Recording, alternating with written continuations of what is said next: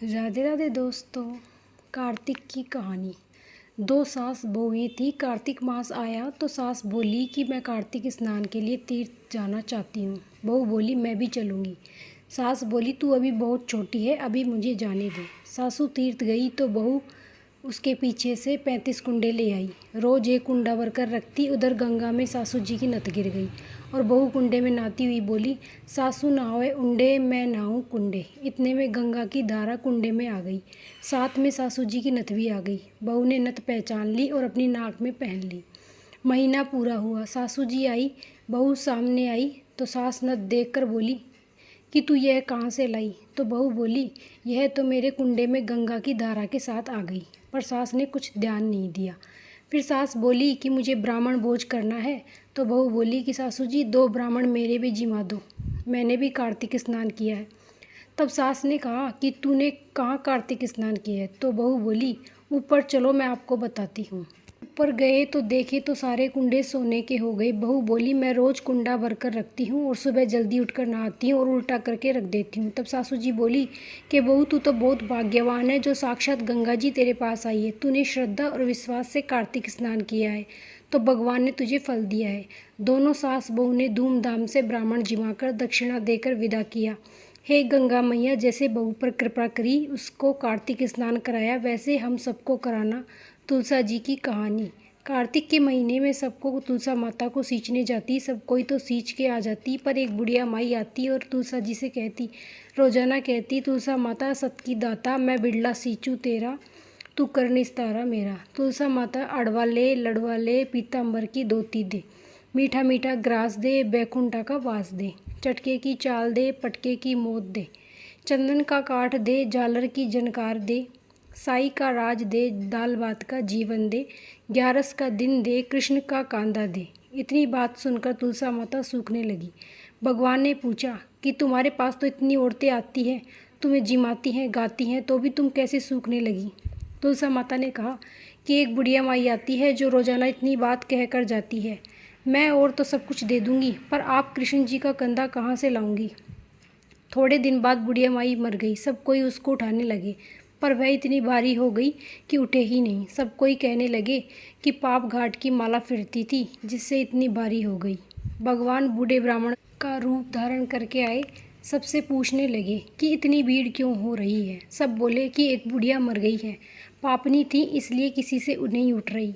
तब भगवान बोले कि इसके कान में मुझे एक बात कहने दो तो यह उठ जाएगी। सब ने कहा तू भी अपने मन की निकाल ले। भगवान ने जाकर उसके कान में कहा, बुढ़िया माई तू बिड़ला सींचे मेरा, मैं करूँ निस्तारा तेरा।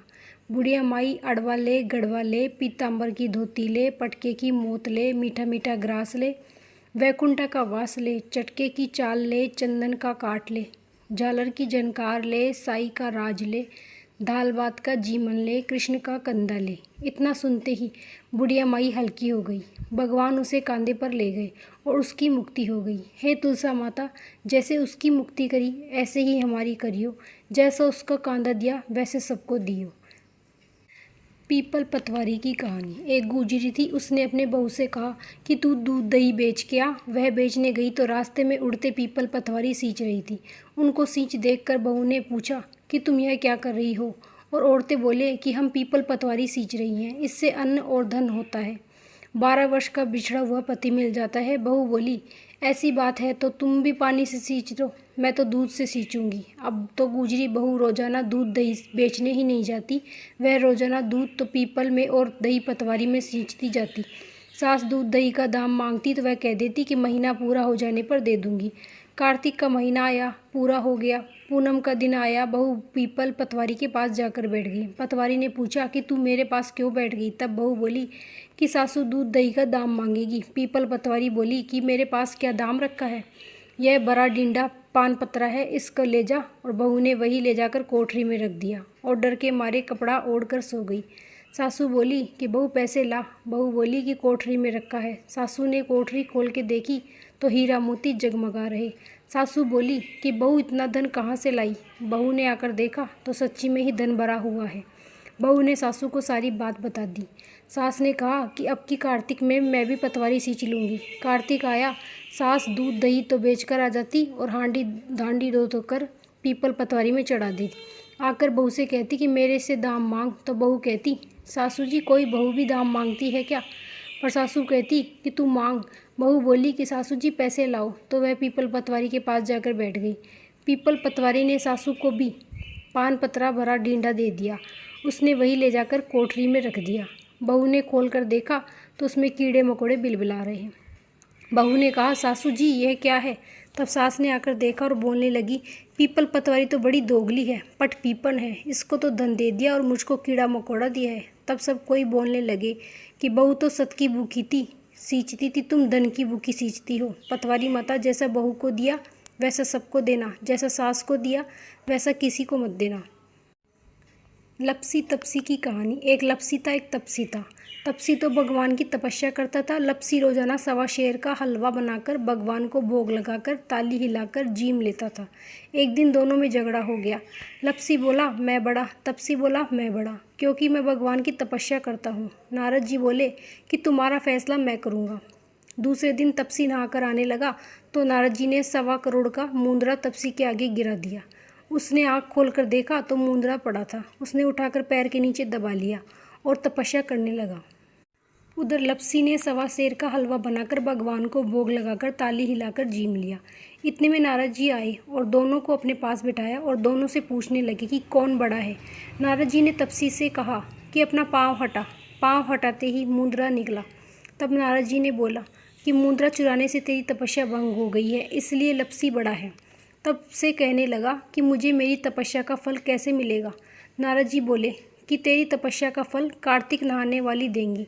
सब कहानी कहकर तेरी कहानी नहीं कहेंगी तो कार्तिक का फल तू ले जाएगा। धोती देकर अंगोछा नहीं देंगी तो सीधा देकर दक्षिणा नहीं देंगी। ब्राह्मण जिमाकर दक्षिणा नहीं देंगी।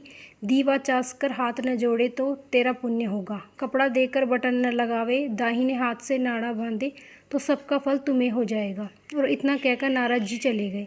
लपसी को फल लपसी न हो जो, तपसी को फल तपसी न हो जो, मारी कथा को फल मान हो जो। विनायक जी की कहानी। एक बुढ़िया माई थी। वह मिट्टी के गणेश जी की पूजा करती थी। वह मिट्टी के गणेश जी रोज़ बनाती, रोज़ गल जाते। सामने एक सेठ जी का मकान बन रहा था तो वह जाकर बोली कि पत्थर का गणेश बना दो। मिस्त्री बोले, जितने में हम तेरा पत्थर का गणेश गढ़ेंगे उतने में तो हमारी दीवार बड़ी हो जाएगी। बुढ़िया बोली कि राम करे तुम्हारी दीवार टेढ़ी हो जाए। तब उनकी दीवार टेढ़ी हो गई। वो बनावे और ढावे, बनावे और ढावे। इस तरह करते करते शाम हो गई। शाम को सेठ जी आए और उसने कहा कि आज कुछ भी काम नहीं किया। तो मिस्त्री बोले कि एक बुढ़िया आई थी, वो कह रही थी कि मेरा गणेश जी बना दो। हमने नहीं गढ़ा तो उसने कहा कि तुम्हारी दीवार टेढ़ी हो जाए। जब से दीवार सीधी ही नहीं बन रही। सेठ ने बुढ़िया को बुलवाया और कहा कि हम तुझे सोने का गणेश मंड देंगे, हमारी दीवार सीधी कर दो। सेठ जी ने बुढ़िया को सोने का गणेश मंडवा दिया और सेठ जी की दीवार सीधी हो गई। हे विनायक जी महाराज, जैसे सेठ जी की दीवार सीधी करी वैसे ही सबकी करना। कहते हुए सुनते हुए हुकारा भरते हुए सारा परिवार की रक्षा करना। हे कार्तिक महाराज, सबकी मनोकामनाएं पूरी करना, सबकी रक्षा करना।